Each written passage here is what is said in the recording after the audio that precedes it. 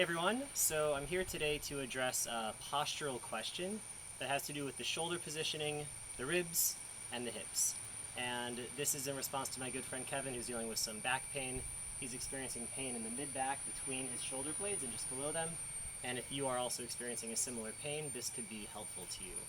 So the first thing that I'll point out is that if you try to fix the positioning of the shoulder without changing the positioning of the ribs, imagine you're in a position where there's a tilt forward of the hips, there's an opening of the rib cage, and then a rounding forward of the shoulders. A lot of people find themselves in this position with the head forward also. And so if we try to just correct the shoulders, it will pull the body back, and the person will end up basically with their chest and their face looking upwards, which will then cause the body to immediately fix itself back to the starting position. So if the shoulders are going to come back into their correct position, at the same time the rib cage also needs to draw itself downwards. And if the rib cage draws itself downwards without the hips changing themselves, then the person will have a feeling of leaning and falling forwards. And again, the body will correct its balance and bring itself back. So basically, to solve this challenge, we need to fix the shoulder positioning, the rib positioning, and also the hip positioning all at the same time. So there's several areas of awareness. So first, I'll point out that we need to tilt the pelvis from a forward tilt into a neutral position, which means you have to bring the tailbone down. And the tailbone is not being pulled down by muscles back here, it's actually being pulled up in the front by muscles that are right here and throughout here. There's a broad sheet of muscle called the transverse abdominis that attaches from the hips all the way up to the rib cage. So you can imagine there's a huge muscle here deep in the belly that will draw itself down. And so if we can bring the hips into this position and at the same time engage the musculature around the rib cage and draw it down, this will help to correct the positioning of the thoracic region. If that's done, then the shoulder positioning will be even more obviously forward, and that's when we can engage the muscles in the back and draw the arms back into correct position. So to help me demonstrate this, I have Sasha with me. Will you come here, Sasha? So if we look at Sasha's shoulders, so go ahead and turn to the side a little bit, we can see that in a resting position, you can come closer with the camera, you can see that her shoulder blades at rest are protruding from the back a little bit, such that I can actually run my hand along and hook and pull the shoulders out. Now, we can also observe, will you turn to the side a little bit more, that her pelvis is tilted just a little bit forward, but actually her pelvis is much more neutral than the average person. Most people are going to be starting with more anterior frontal pelvic tilt, and Sasha is fairly neutral. However, here her rib cage is lifting up, and there's quite a lot that she can do by engaging these muscles here to draw it down, exactly like this. So, can you exaggerate lifting the rib cage up to start? And now really think of drawing these muscles in and up so that the rib cage comes down. Good. So the muscles here that draw in, they're part of a yoga movement called Uddiyana Bandha, the belly lock that draws the energy in and up. And you can also draw the belly in down here and think of lifting the pelvic floor. And this is part of a yoga movement called Mula Bandha, the lifting of the pelvic floor. So now that we have contraction here, you can see if you come from this angle here with the camera, you can see her head positioning is only slightly forward, but she can draw it down and back a little bit. So lower your chin down and think of pushing the back of your head into my hand. Perfect. So now, do that again, push your head back. We can see there's nice alignment between her head position, her ribs, her hips, but the shoulders are, if this is the center line, the shoulder is in front of the center line. So we need to find which muscles to engage to draw the head of the shoulder from this position back to here. That's where the back of the body comes in. So turn this way, Sasha. There are muscles that attach onto the scapula and to the spine. There's rhomboids, which are right around here, and there's the serratus anterior, which is deep and also runs along the bottom edge of the scapula here. And the muscular action that draws the scapula into the body will also cause the arm to move like this. In fact, will you put your fingers on my scapula right on the edge? If I try to do this movement here that a lot of yoga classes ask you to try to touch your hands together behind the back, you see how my scapula now is winging out. I can actually grab it and pull it to the side. I want to functionally do the exact opposite of this movement, which is this movement. So I'm thinking of externally rotating the shoulder, drawing my elbow in towards my rib cage, and drawing my elbow behind the body as if I'm about to elbow somebody who's behind me, but not with my shoulder moving forward. I'm trying to do this movement while I'm also drawing the shoulder backwards. So the deltoids in the back of the shoulder girdle, the posterior deltoids are engaging, and more importantly, the stratus anterior and the rhomboids are engaging. And you can see that the shoulder really changes its position in relationship to my neck. So let's see if we can get Sasha's shoulder to move back into position. Turn this way. Great.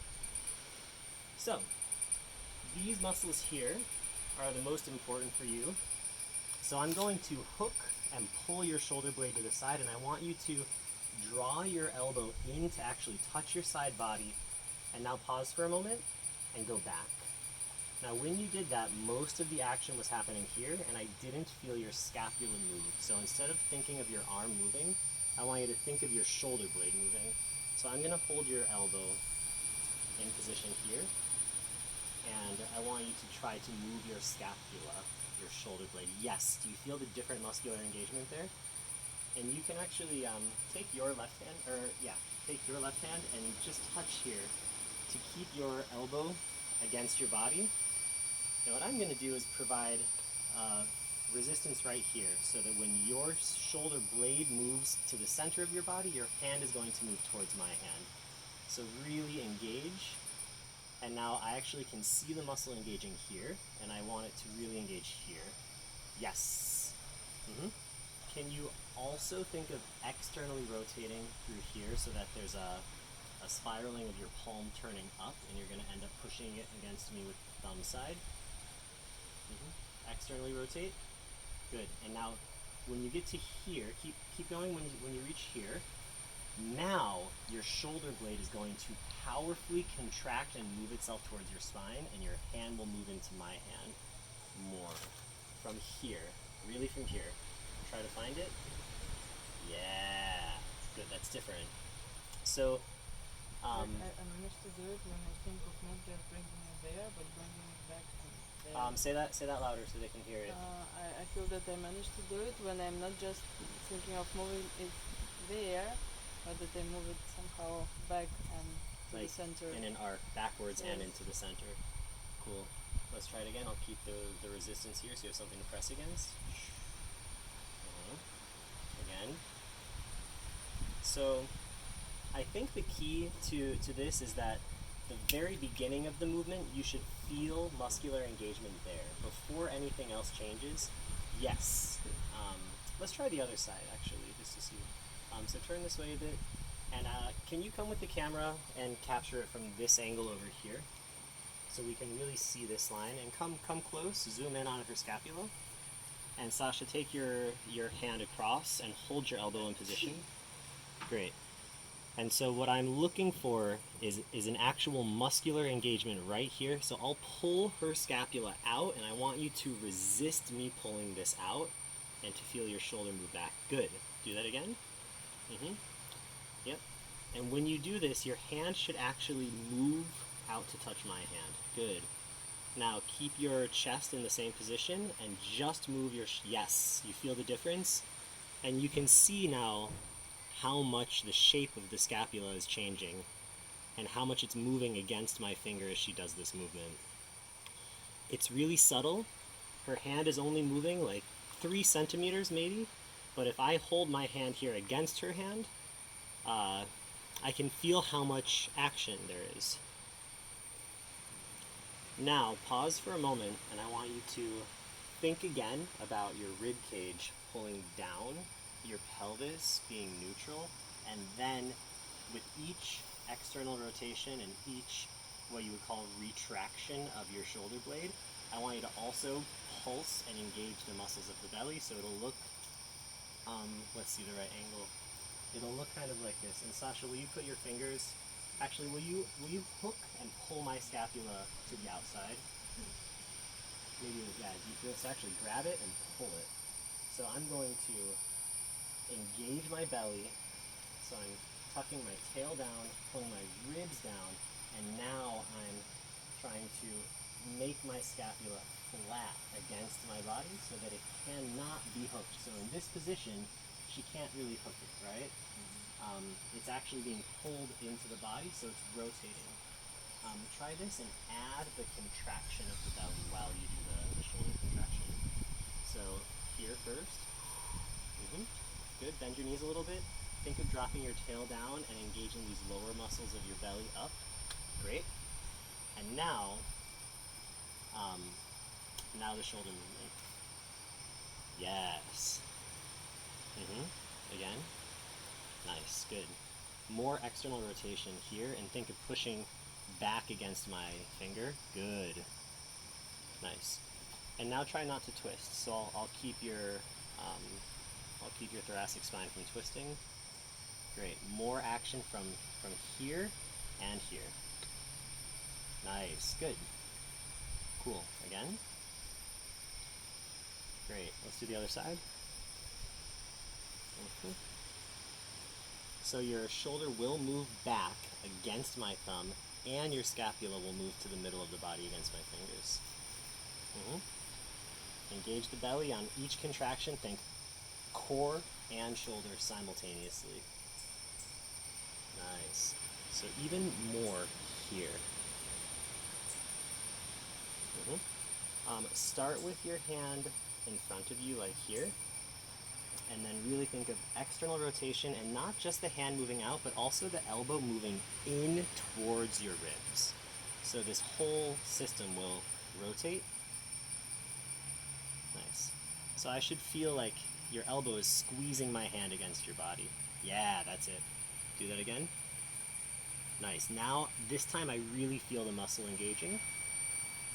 So I think it's really key to remember that it's not just the hand moving to the outside, because I can do this with my elbow out here, and I'm doing most of the muscular action from my shoulder up here. But if I really think of, I'll let you see the difference. There's this, where there's not much happening back here, and then there's this. And again, still for me, when I do this action, if I don't consciously think about engaging my core, what happens is I do this, and I find myself collapsing into my back here, which causes contraction in the spine and compression of the vertebra and potentially pain. So as I draw my shoulder back, at the same time, I have to draw my rib cage down and tuck the tail so that I end up in this shape here, which is very straight. And it's the same shape that you would be in to do a handstand. Let's do a few more repetitions just to see, and then I'll have you try to do both shoulders at the same time, and we'll look at how the body has changed. Already I can see that this one is updated a bit, but this one is winged out more, so we'll focus on this side right now. So really think of the elbow moving in. Yes, good. And engage your stomach and don't twist. Good. More here and less here. That's it. More external rotation at the very beginning of the movement. Yeah, and the elbow moves in. Now that time, actually, the scapula has now moved out from the body even further. So think of your elbow coming in to touch and squeeze my hand into your body. That's it. Good. That's it. And Henna, come get the angle from here so you can really see how much this space here is disappearing. Do it again. Elbow in against my hand. It actually rolls underneath my finger as she does this engagement. This is how you can be sure that you're actually using these muscles back here. Really good. So now, take both your hands, draw the elbows in, the palms will come out, draw the rib cage down, draw the front of the pelvis up so the tail comes down, and you'll end up in a position almost like ta-da! Your elbows should both be squeezing my hands there. Stronger. And at the same time, remember the external rotation. And then hold that position so you have belly engaged and shoulders engaged, like you're trying to squeeze your scapulas together. And if you come look, you can see now that there's way less sticking out from the spine than when she does this engagement. At first, you will have to practice this every day, consciously do this movement.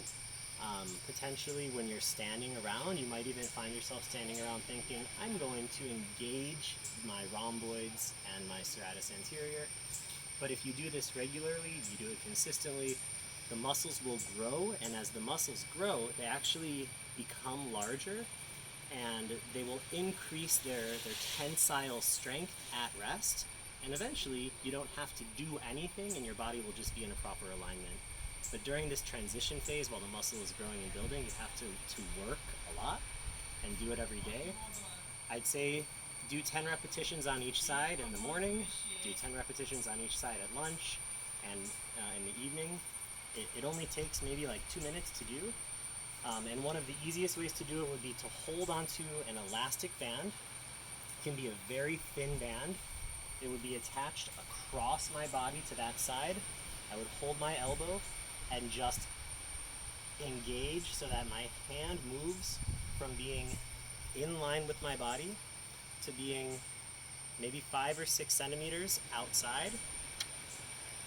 So you can see how small the movement is, and you can see how my elbow is pushing itself be pulling in. not with the hand, but with the Exactly. shoulder The blade. hand is attached to the shoulder blade. So the band is here, but all of the muscular action is coming from back here.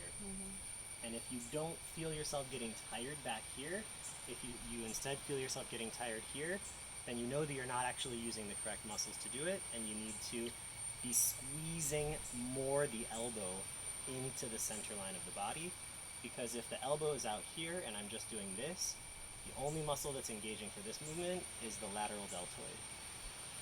So, and again, remember, as I'm doing this, my habit still is to end up with this big sway back, so it's important on each repetition that I think of my belly as contracting and my torso getting smaller throughout the process. Thank you.